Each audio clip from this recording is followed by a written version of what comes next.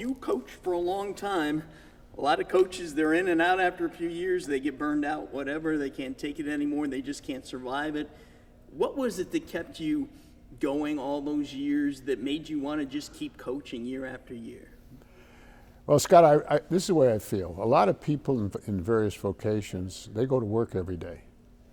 I went to play every day. This was my passion.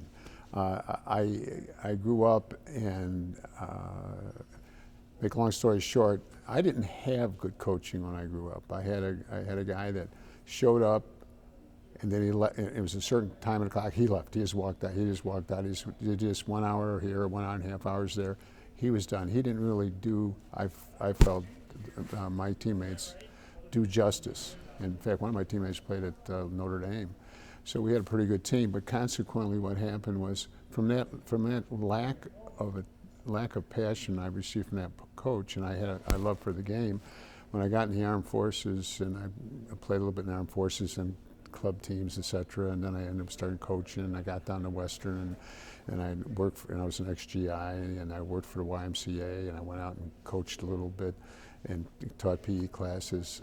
It just grew and grew in me what I wanted to do. I wanted to help youth become better, and we had a saying here when we had basketball camp that when you come here, it was to the boys, when you come here as a boy, when you leave here you'll be a man.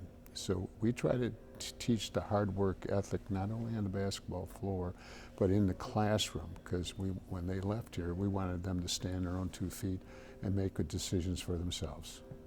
When did you know coaching was what you wanted to be involved in? When did you know, I want to be a coach?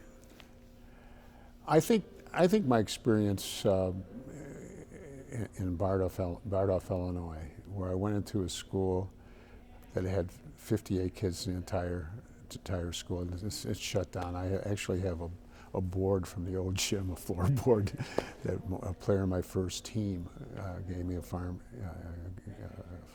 boy that was raised there named Kent Watson, who passed a few years ago. But anyways, I realized that when I went in there, those kids were, everybody was involved in the school with 58 kids. So we had actually, I think, 27 or 28 boys in the entire school, and we had 19 involved in basketball between 2 levels and being a manager, etc.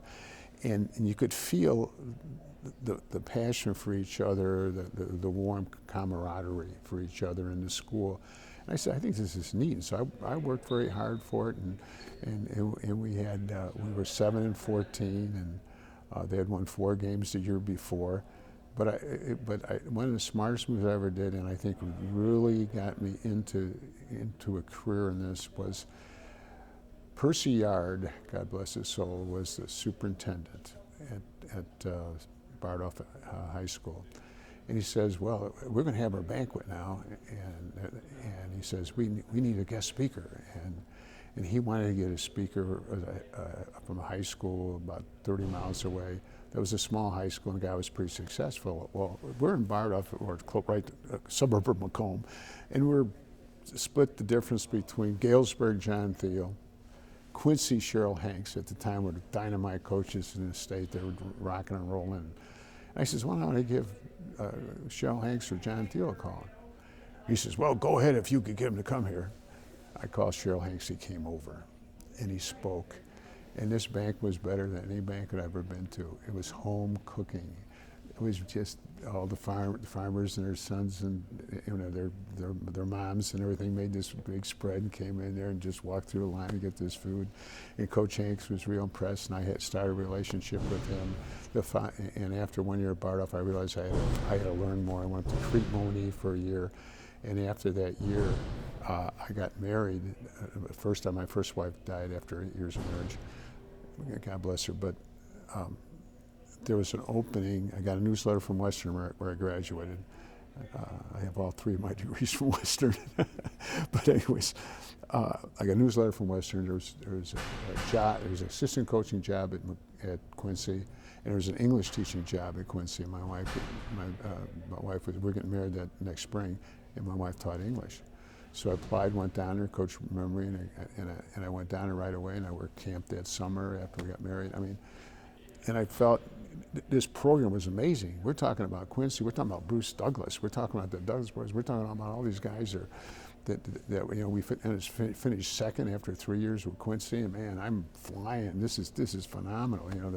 I went from Bar Off with 58 kids to a school of almost 3,000 to playing them probably the best team ever for the state championship in Thornridge. We got spanked bad, but we still got to second. We beat Ernie Cavisto 106-97 in the semifinal game.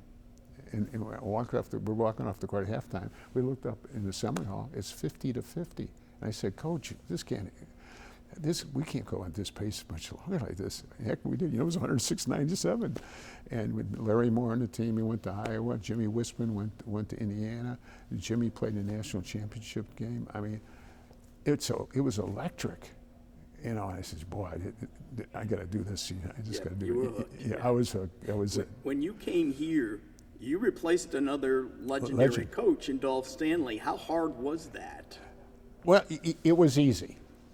It was easy for me because, and I'm not, no words of disparaging to Coach Stanley, who is a tremendous coach, an all-time coach. He's in the Hall of Fame. Won more games than any coach in the history of Illinois in 1 year, 44-0, I believe back in 43. They had a crazy thing because of the war that the year before, they didn't have a full schedule, and then the state said, well, you got to make up the games you didn't make last year, and you end up having, and they won the state championship, 44-0. And he coached at Beloit College. He actually coached John Thiel, coached at Galesburg, okay? And I met Coach over here, and as soon as I got hired, and I met him in the cafeteria, and I went to his home. I touched base with people who I replaced. I want to know what their feelings. I respected them. But when they had only won 4 games the year before, and I was in my 30s and I was young and vigorous, and I just came from, from Harvard, and I had that. I won 19 games over there. We won 19 games over there the year before. And I had confidence from being in Oswego and even LaSalle, Peru. I knew how to put a program together. I knew how to run camps. And when I first got here, there was only 35 boys in the camp. And I said, we're going to build this camp up. We're going to get this going. I met with all the players in the spring. I went and talked to everybody in every P class, every boy that was interested in basketball. 1, 2, 3, 4, 5, 6, 7 classes. I met them all. And I said, this is what we're going to do. And I was very blessed to have some very intelligent players that were juniors on my first team. Mike Pfluger, who went to Wash U, St. Louis, engineering, and worked for Nike. Nike designed for decades out in Washington. John Schwartzbach, who runs Blacktop out here, and his sons went to school here. Rob Panther, who's a doctor. John Herezlak, who's an investor here in town. I mean, and Mike Guernsey. I mean, I had very intelligent guys. I mean, they weren't all staters, but they understood the concept that hard work will rule the day. And that's what it was. It was idea. They bought into it because my first year here, we won 7 games, and Father Mitchell called him to sign the contract. And he said, I'm very proud of you. You won 7 games. And I said, that's terrible. I said, I've only won 7 games one other time. That's with 58 kids in the school. He says, what are you talking about? We only won 4 last year, so this is improvement. I says, wait till next year. Yeah, you ain't seen nothing yet. Yeah, nothing yet. So actually, and I delivered a message to the kids at the end of the year because we started out really poorly, and we got a little bit better as the year went on. My first year here, and we beat somebody near the end of the year, and kids were happy in the locker room. I says, I want you to remember this moment. And he looked at me. What are you talking about? He says, you guys are working very hard, and I says, and our future's in front of us. I said, we could have shot a shotgun out in our stands my first half of our first year and not hit anybody. I says, but the people that were there are your friends. They're the ones that supported you through tough times. And I want you to remember this because next year, this place is going to be jumping when we got this thing going full throttle. And and you'll know, I want you to know who your friends are and remember who are loyal to you through the tough times, because they're your real friends. And you know, the next year, when we played in the sectionals, we couldn't get in, a lot of our students couldn't get in the building because the sectionals were over at Guilford the following year. And then we played at Chick Evans and lost, and we had to play without Andy Fandel. Oh, by the way, he was another, I forgot about Andy, excuse me, Andy. Andy's out there working at Tech Industry out in Boston, doing a terrific job. So we had very solid, and he twisted his ankle in warm-ups against Guilford, the championship game. He limped through that, but he couldn't go on the following Tuesday. We ended up losing, I don't know, about 4 or 6 in the Super against Bennett Academy. But it was such a great run. And then we had Sonny Roberts, who was in the stands watching that game at Chick Evans, I mean, and then Dane Jones, and just, you know, what's, you know, your favorite baseball movie and mine? If you build it, they will come. Right. You know, and that's what we tried to do. We tried to lay the building blocks. What's your favorite story or favorite memory from your Boylan years?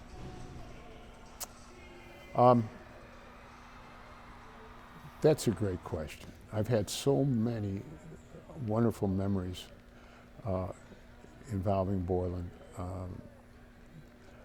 I've had situations where, you know, the one the fans stick out for it, and they say the regular season is really, it was king, the king game here, because they're ranked second in the country coming in here, and it was a triple header. Okay, this is a regular season. And triple header, the first game was Lutheran versus Marengo.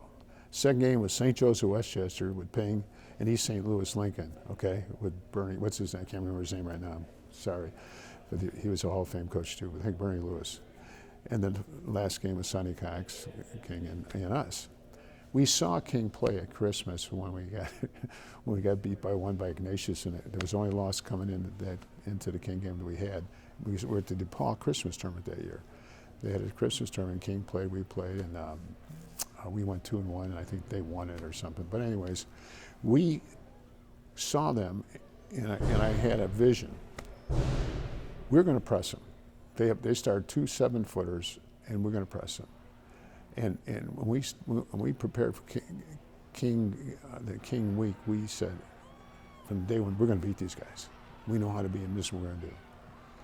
We're going to press them, make them work hard, because I know they're going to try to break it, but with one 7-footer throwing the other 7-footer, delaying their trip down court. And then when they dunk the ball, we're going to get the ball in so fast they won't get back down court and going to hit a 3. I think we shot 13 out of 26 from 3 or 13 out of 27. And we won by 6. And then Sonny said he got jabbed. Well, let me tell you something. The 3 officials that worked that game, I think 2 were from Edwardsville and 1 was from Malden. The guy that set up all 3 games was from Southern Illinois, because it was like a highlight premium thing. We didn't have anything to do with the scheduling stuff. We didn't want to play King. King wanted to play us, so that was a gimme. And he's got all the other games. He hired all the officials. They came up. I never saw those guys before that night. And but you know, he went out in the paper. We got jabbed. Well, if you get jabbed, I'll do it that way every time. You know, that's the regular season one.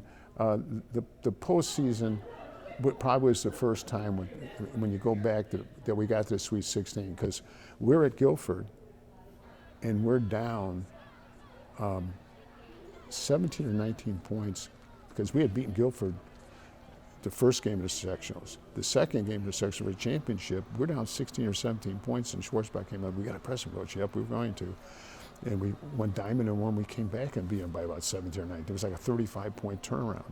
But the idea of that team, remember I told you, they were the intelligent guys. They weren't the superstars that gave so much and believed in the system and the program. And they turned around and we won. And remember, Fandel was limping through the court. He was 100% for that.